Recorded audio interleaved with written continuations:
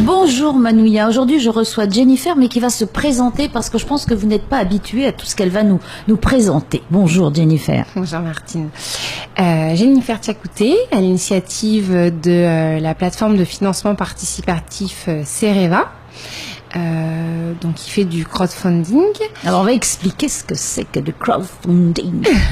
Alors le crowdfunding, c'est un système où une personne a un projet, elle a besoin de financement, elle va faire appel à la foule pour l'aider à réaliser son projet. Comme dans le métro, s'il vous plaît, il n'y a pas d'argent. Non, c'est pas ça. Non, c'est pas ça.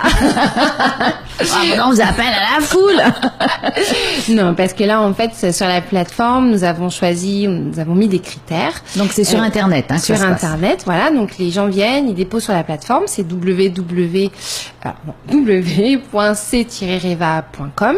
Donc Cereva. Cereva, voilà. C'est parti. C'est parti. Voilà. C'est parti pour que les projets prennent vie. C'est vraiment l'idée. Donc, par exemple, je vais parler concrètement. Noéline Descovrac, elle avait un projet. Elle avait besoin de finaliser, clôturer son budget. Elle est venue sur la plateforme. Un projet de quoi, par exemple? Eh ben, c'est une épicerie en vrac qui aujourd'hui a vu lieu et qui se trouve à Mamaouf. Donc, elle a déposé son projet sur la plateforme et ensuite, elle l'a diffusé autour d'elle et puis, la magie a opéré. C'est-à-dire parce qu'elle n'avait pas les fonds suffisants pour elle toute seule avec ses petites mains. Exactement. Donc, elle a demandé à ceux qui pouvaient participer. Voilà. Alors, comment ça se passe quand on donne des sous pour participer? Alors, soit il y a 3 moyens pour contribuer. Soit on fait un chèque. Le moyen qui est le plus répandu ici en Polynésie. Donc, le chèque est à libeller au nom du porteur de projet. C'est bien, ça va bien au porteur de projet. Soit on peut également contribuer à travers les virements ou par carte bancaire. Et directement. Alors, quel est votre rôle, vous, là-dedans, Cereva? C'est de permettre, en fait, de rassembler, en fait, tout ça. Permettre aux personnes d'avoir la visibilité de leur projet, en fait. Alors, est-ce que ce sont des dons qui sont à perte ou est-ce qu'il y a un intéressement après pour les gens qui ont donné des sous? Alors, pour le don pur, c'est vraiment un don. Alors, souvent, il y a des contreparties. Il y a des contreparties qui peuvent être rigolotes. Par exemple, Noéline, elle avait mis adopter un silo. Voilà. En général, la contrepartie, c'est plus pour le fun. C'est adopter un silo. Un stylo? Non, un silo. Ah, voilà. Et qu'est-ce qu'un silo?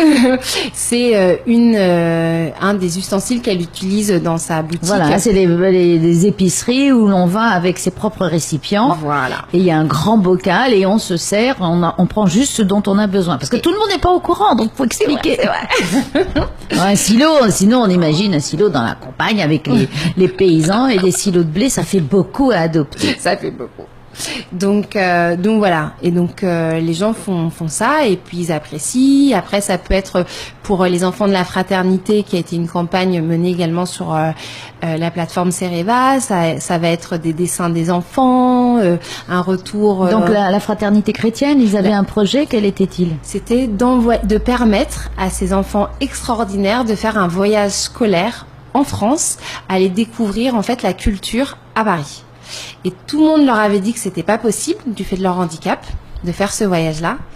Et leur maîtresse, Célia, leur a dit que ça serait possible et ils ont été chercher les fonds, ils ont utilisé comme l'un des moyens pour financer leur projet, de mettre leur projet sur la plateforme. Voilà, parce que là, il faut bien expliquer que ça n'est pas des gens qui achètent des actions. Non. Voilà. Ah, donc je disais, le retour, il est, on se dit qu'on a fait une bonne action, quoi. On se dit qu'on a fait une bonne action. Mais on n'a pas d'action en bourse. On n'a pas d'action en bourse. Après, il y a un autre produit que nous allons bientôt, une autre forme de crowdfunding que nous allons bientôt lancer, qui est le royalties. Où là, en effet, les contributeurs auront un retour sur investissement lorsqu'ils ils contribueront sur un projet. Donc ça, c'est ce que je vais présenter le 26 septembre au Morrison. Donc, Cereva est invité par le Startup Club pour présenter le crowdfunding et les différentes formes de crowdfunding qui peuvent exister et comment financer finalement un des moyens pour financer son activité. Alors, je sais qu'en métropole, quand on donne des choses, on peut déduire de ses impôts. Est-ce qu'ici, il existe aussi un dispositif comme ça? Alors, ici, pour les individus, non, parce que nous n'avons pas d'impôt sur le revenu. Du coup, ce n'est pas possible. Ensuite, pour les entreprises, sur certains projets, en fonction de la nature du porteur de projet, c'est possible. Il faut qu'il soit reconnu d'utilité publique. Voilà, bon, parce que c'est toujours intéressant peut-être pour les sociétés d'effectivement, au lieu de payer des impôts, faire en sorte que le projet de quelqu'un aboutisse. Tout à fait. Par exemple, en ce moment, nous avons, donc la Fraternité chrétienne était dans ce cas-là. En ce moment, nous avons le Rotary qui mène une campagne en faveur du handisport qui est Rame pour tous, pour permettre aux personnes à mobilité réduite de pratiquer le sport à travers l'achat d'une potence pour pouvoir qu'ils puissent refaire du VAA. Oui, j'avais reçu Mourad d'ailleurs qui était partie prenante et donc il y avait eu quand même un peu de fonds qui avaient été versés mais pas encore suffisamment. Non. Alors là, on est quasiment à 2 500 000. Nous devrions bientôt atteindre les 3 millions, j'espère. En même temps, il nous reste 13 jours, je crois. Et puis, il y a énormément de choses à faire, puisqu'aujourd'hui, sur le territoire, il n'y a aucune potence. L'idée... Oui, alors, les potences, c'est pas pour pendre des gens. Voilà, on va spécifier ce que c'est. C'est pour aider les personnes qui ont un handicap. On les prend et de façon à ce qu'ils puissent se mettre sur la pirogue ou le kayak. Voilà, pour leur permettre de pratiquer leur sport dans de bonnes conditions, et pour eux et pour les personnes qui accompagnent ces personnes-là sans qu'elles s'abîment le dos, parce que c'est pas simple. Par exemple, Pascal, je crois qu'il lui faut 3 ou 4 personnes pour l'aider à le mettre à l'eau. Et sans que tout le monde se retrouve à la flotte. Voilà. Parce que l'eau, c'est quand même un équilibre instable. Hein. Voilà. Donc voilà, ça sert à ça. Et donc là, on est quasiment à bout touchant pour ce premier objectif. Donc il vous faut 3 millions. C'est ça. Donc voilà. Alors, Cereva, c'est une plateforme où aussi bien les porteurs de projets peuvent aller que ceux qui ont envie de donner quelque chose. Tout à fait. En fait, donc il y a chaque projet a une fiche projet et chaque personne qui souhaite, elle peut choisir donc le projet sur lequel elle souhaite contribuer et ensuite elle donne ce qu'elle veut. Voilà, il y a une manière d'avoir une reconnaissance, il y a son nom quelque part, c'est gravé. Alors après, ça va dépendre des contreparties que les porteurs de projets choisissent. Donc très souvent, il y a un remerciement sur une page Facebook. S'il y a des clips vidéo qui sont faits, les remerciements peuvent être mis à la fin. Noéline, par exemple, Décovrac avait mis sur Facebook. Et puis, dans sa boutique, il y a un mur sur lequel il y a tous les noms des contributeurs. Donc ça, c'est une bonne idée, c'est très généreux. Alors, ce club, le Startup Club, ça fait partie de Cereva? Alors non, c'est à part. C'est un peu un cheminement. Donc moi, ça fait 3 ans que je suis sur le territoire. Hier, voilà. Champagne, j'attends. J'ai commencé par donc moi j'ai plus de 10 années d'expérience dans la finance en France, au Luxembourg, en Suisse, en Belgique.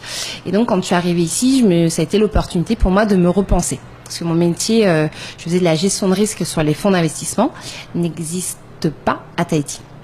Et donc, j'ai commencé par JT Consulting Solutions, c'est une société dans laquelle je fais du conseil aux entreprises, pour les porteurs de projets, mais aussi pour des entreprises plus importantes.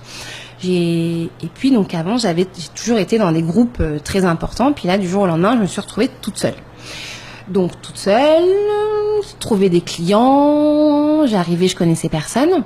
Et donc, je me suis dit que je devais pas être la seule dans ce cas-là. Et donc, j'ai lancé le Startup Club Tahiti, qui est finalement un business club pour entrepreneurs, qui permet pour les startups, hein, voilà. Alors, non. En fait, c'est Startup Club, c'est parce que je trouvais que ça faisait bien. Ah ouais, ça, c'est chic. Voilà.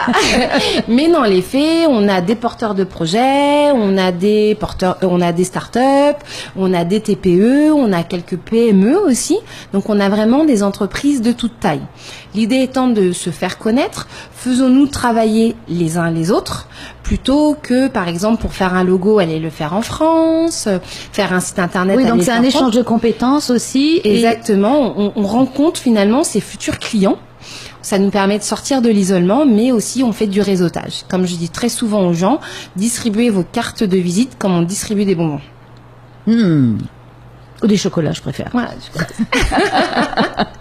Donc voilà, c'est vraiment un lieu d'échange et de partage. Et alors, il y a un endroit où vous vous rencontrez ou c'est très virtuel, c'est sur la toile? Non, on se rencontre. Alors maintenant, cette année, le format va être un peu différent. Donc c'est la 3e saison. Donc il y a une rencontre, donc un meet-up par mois sur des thématiques différentes et un déjeuner par mois. Et on a après d'autres choses qui vont avoir lieu. Il y a des événements qui sont réservés que pour les adhérents. Nous avons une application qui porte le même nom, qui permet d'envoyer les Startup Club Tahiti, qui permet d'envoyer les principales échéances fiscales. Parce que là encore, au départ, quand j'avais quelques clients, je les appelais pour leur dire voilà, il faut penser à payer. Puis quand j'ai une de plus en plus, je me disais ça va pas être possible. Et donc là, avec l'application, ils reçoivent les notifications, ils savent. Il n'y a plus de raison de prendre 10% de pénalité. Oui, parce qu'on a oublié de payer quand il fallait. Exactement. Donc vous êtes combien dans ce club? On est un peu plus de 300 membres aujourd'hui. Ah, quand même. Et sont tous des chefs d'entreprise, des gens qui... Il y a de tout? Il y a de tout. Il y a des chefs d'entreprise, il y a des porteurs de projets, on a des personnes aussi, pas que de Tahiti, de Moorea, de Bora, de Taha, de Rangui. Donc ça représente de plus en plus vraiment l'ensemble de la Polynésie. Et alors on fait comment pour adhérer? Alors on va sur l'application. Et puis l'application, c'est tout simplement Startup Club Tahiti, qui est disponible gratuitement sur Android et sur iOS. Donc on la télécharge. Ensuite, on remplit son profil. Et en ce moment, en allant dans les coupons, on a la possibilité d'activer sa carte de membre. Toutes ces informations se trouvent sur notre page Facebook. Ah ben voilà. Et la page Facebook, elle s'appelle comment? Startup Club Tahiti. Ben voilà, je crois qu'on l'a dit assez. Bien, ben écoute, on se donne rendez-vous. Donc on a fait appel à la générosité des uns et des autres pour la plateforme de crowdfunding Cereva. Et ensuite, si on a des projets, si on a des choses à dire et qu'on a envie de plus être tout seul, on va sur startupclub.tahiti. J'ai tout compris? C'est exactement ça. Merci Jennifer. Merci Martine.